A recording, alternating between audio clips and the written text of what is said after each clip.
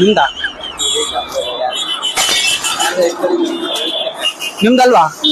ಇಲ್ಲಿ ಬಿದ್ದಿತ್ತಲ್ಲ, ಇಲ್ಲೇ ಬಿದ್ದಿತ್ತಲ್ಲ, ನೋಡಿಲ್ವಾ ನೀವು? ನೋಡಿಲ್ವಾ?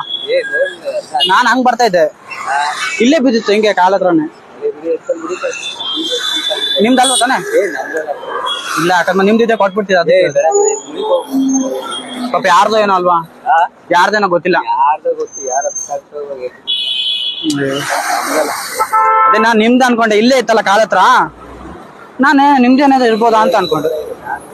ನೋಡಿ ನೋಡಿ ಒಂದ್ಸರಿ ಜೋಬಲ್ ಚೆಕ್ ಮಾಡಿ.